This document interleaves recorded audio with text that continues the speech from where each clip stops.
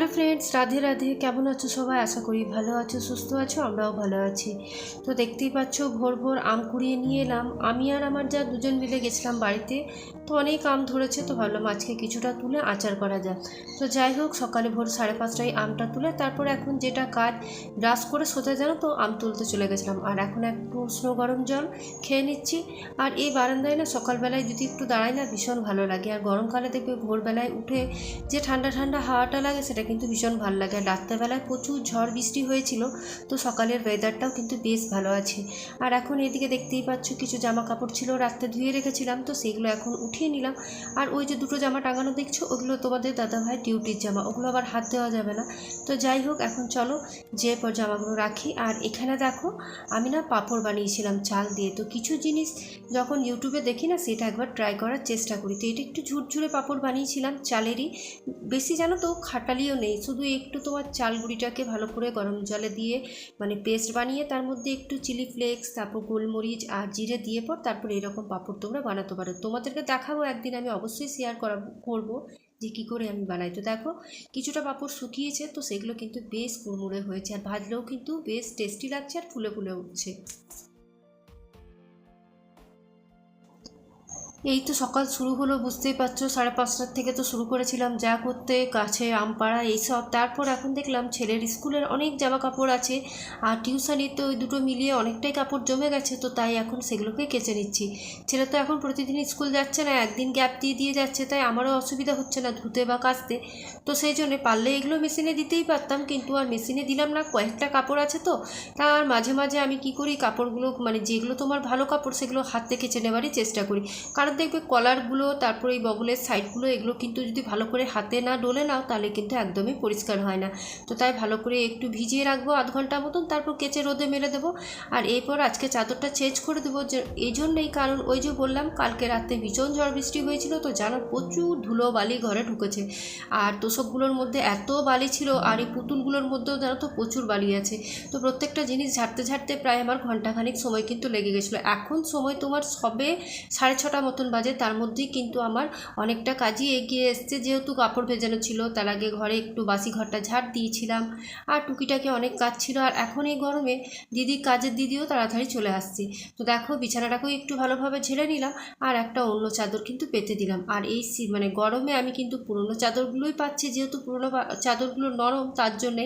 আর নতুনগুলো একটু খড়মড় খড়মড়, সেজন্য আর পাচ্ছি না। আর এদিকে দেখো, এই শাড়িটা কালকে পরে একটু বাইরে গেছিলাম সকালে, তো শাড়িটাও ভাঁজ করে রাখা হয়নি। মানে ওই ঘামটা শুকোতে দিয়েছিলাম, তো আর রাখাই ছিল। তো আর বিকেলবেলায় ঝড় বৃষ্টি আসার কারণে আর কিছু করতে ইচ্ছে করেনি। ওই ভাজাভুজি বানিয়ে খেয়েছিলাম চায়ের সাথে, তারপর আর কোনো কাজই করিনি। আর এখন দেখো, এই যে বললাম দিদি চলে এসছে, তো দিদি নিজের কাজ করছে বলে আমি ঘরটার থেকে কিন্তু একটু বেরিয়ে এলাম।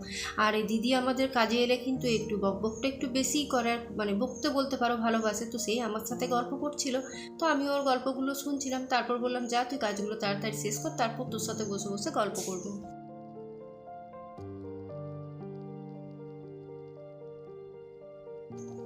তো ওর ছোটো রুমটা পরিষ্কার করা হয়ে গেল, তাই আমি এখন আবার চলে এলাম কাপড়গুলো ভাঁজ করতে।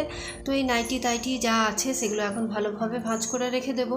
আর এই একটা কাজ জানো তো, ভীষণ বিরক্তি লাগে। সকালেই বলো, দুপুরেই বলো, রাত্রেই বলো, যখন এক গাদা করে কাপড় হয়ে যায়, সেগুলো ভাঁজ করে করে উঠিয়ে রাখতে হয়, তখন কিন্তু আমার একদম ভালো লাগে না। আর প্রতিদিনের এটা কাজ নয়, সকালে নয় বিকালে এতটা করে কাপড় জমে থাকবে। তার মধ্যে তো তোমাদের দাদা ভাইয়েরগুলো ছিল, সেগুলোকে তুলে রাখা হয়ে গেছে হ্যাঙ্গারে।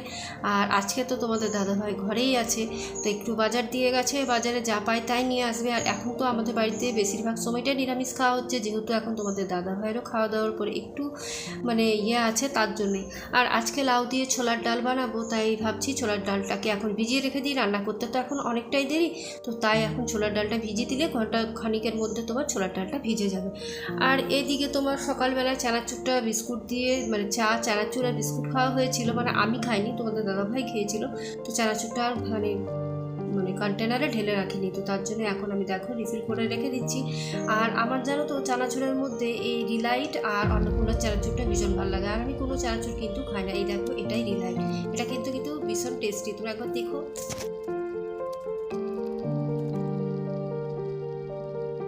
আর এখন তোমাদের সাথে সোজা দেখা হচ্ছে 9টার পর, কারণ এতক্ষণ মাঝখানে কিছু কাজ ছিল যেগুলো অফ ক্যামেরাতেই আমি করলাম। আর তারপর স্নান টান করে এখন চলে এসেছি সোজা সবজি কাটতে। তো ওই যে বললাম আজকে লাউ দিয়ে ছোলার ডাল শুকনো শুকনো করে একটু তরকারি বানাবো, তার সাথে এই যে কলমি শাক। প্রতিদিন একটা কিছু না কিছু শাক রাখার আমি চেষ্টা করি, তো যে শাকটা পাই দোকানে সেই শাকটাই নিয়ে আসা হয়। তো যেহেতু তোমাদের দাদাভাই কলমি শাকটা পেয়েছে তো নিয়ে এসছে, তো সেটাই বানাবো। আর শাক না একটু ঝুড়ো করে না কাটলে দেখবে খেতে কিন্তু ভালো লাগে না। আমি অনেককেই দেখেছি শাক মোটা মোটা গোটা গোটা কাটে, কিন্তু আমি একটু কুচি কুচি করে কাটার চেষ্টা করি, তাহলে শাকের কিন্তু টেস্টটাও ভালো হয়। আর আমি তো শাক মানে নিরামিষ হলে তোমার মানে শুকনো লঙ্কা ফোড়ন দিয়ে করি, আর তাছাড়া কিন্তু রসুন দিয়ে শাকটা করি। তো তোমাদেরকে একটু দেখাই কি কি কাটলাম। তো দেখো এদিকে শাক কেটেছি, তারপর তোমার আমের টক করবো, এদিকে লাউ দিয়ে তোমার ছোলার ডাল, আর এদিকে ঝিঙে পোস্ত, আর তার সাথে পাঁপড় ভাজা তো ছিলই, আর তোমার ডিম সিদ্ধও করেছিলাম ছেলের জন্য, ব্যাস। আর এদিকে এখন শাকটা চাপিয়ে দিচ্ছি। তো শাকটা আজকে ফোড়ন দিয়ে চাপিয়েছিলাম আর রসুন দিইনি, যেহেতু লাইট খাবার, এখন খুব একটা ভারী খাবার খাচ্ছি না, তার জন্য তেল মশলাটাও কিন্তু এই গরমে কমই খাচ্ছি।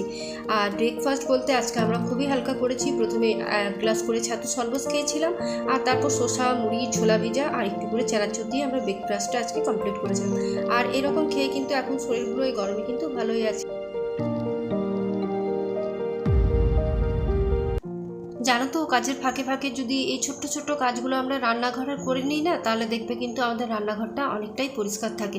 আমি রান্না চাপিয়ে টুকিটাকি যা কাজ থাকে না সেগুলো কিন্তু আমি নিজে করে নিই। যেমন আজকে ইচ্ছে করলো রান্নাঘরের এই র্যাকের উপরের যে তোমার পোর্শনটা আছে কন্টেনারগুলো একটু স্কচ ব্রাইট দিয়ে ভালোভাবে ঘষে নিই, তারপর একটা ভিজে কাপড় দিয়ে মুছে রেখে দেবো।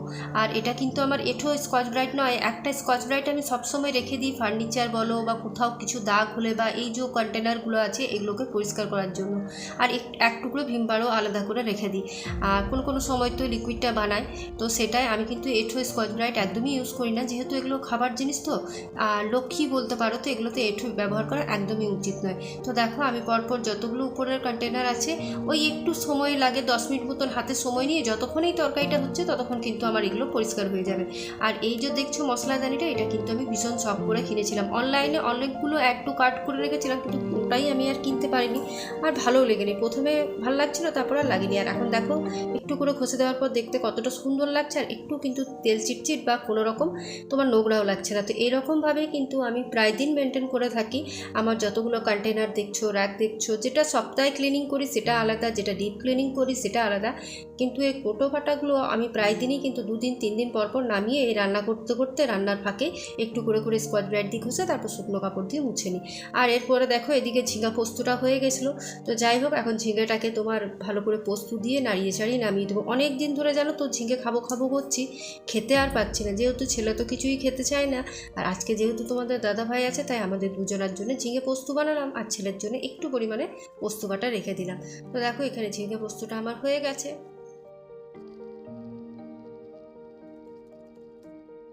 আবার এদিকে লাউয়ের তরকারিটা চাপিয়ে আমি কিন্তু পাঁপড় দিচ্ছিলাম। অর্ধেকটা পাঁপড় দেওয়ার পর মনে পড়লো, ও তোমাদেরকে তো দেওয়াটা দেখানোই হলো না, তাহলে একটু তোমাদের সাথে শেয়ার করি। আশা করি আমার যারা ভিউয়ার্স আছো তাদের ভালোই লাগবে। তো দেখো আমি তো পেস্টটা বানিয়েই রেখেছিলাম, তো অন্যদিন তোমাদেরকে বললাম শেয়ার করব, তো সেটা অন্যদিন অবশ্যই করব। কি করে আমি এই চালের পাঁপড়গুলো বানাই, চাল সাবু এগুলো কিন্তু একই রকম। আবার শুনেছি ভাতের ফেনা দিয়েও নাকি পাঁপড় তৈরি করা যায়, তো সেটা আমি এখন জানি না, একদিন অবশ্য ওটাও ট্রাই করব। আর এটা চাল গুঁড়ি দিয়ে করেছিলাম, একটু ভালো করে মিক্সিতে আবার পেস্ট করে একটু গরম জল দিয়ে হালকা করে একটা পেস্ট বানিয়ে তারপর যেরকম বানাতে হয় সেরকম করে। তো দেখো এখন এদিকে আমি প্রত্যেকটাকে একটা শেপ দিয়ে দিচ্ছি। আর খুব পাতলা করলে জানো তো হবে না, তাহলে কিন্তু ভেঙে ভেঙে যায়। আর এদিকে দেখো যে পাঁপড়গুলো বললাম কুরকুরের মতন বানিয়েছে মুচমুচে, সেগুলো কিন্তু আমার একদম শুকিয়ে গেছে, রোদে ছিল। আর এই ঘরেও দেখো এতটা পাঁপড় আমার দিয়ে দেওয়ার পর তারপর আমার মনে পড়েছিল যে তোমাদেরকে দেখাতে হবে। তো ওই 1 কাপ চালে মোটামুটি তোমার 20 থেকে 25টা পাঁপড় হয়ে যাবে। তো চলো তোমাদের সাথে একটু রান্নাটাও শেয়ার করে দিই। এই যে পোস্ত, ঝিঙে পোস্ত, শাক ভাজা, এদিকে লাউ দিয়ে তোমার ছোলার ডাল, এদিকে মুসুর ডাল, আর তোমার এই যে পাঁপড়গুলো ভেজেছিলাম, আর তারপর করেছিলাম তোমার আমের চাটনি। তো চলো আজকের ব্লগটা এখানেই শেষ করছি, কালকে আবার একটা নিউ ব্লগ নিয়ে তোমাদের সাথে দেখা হবে। টাটা।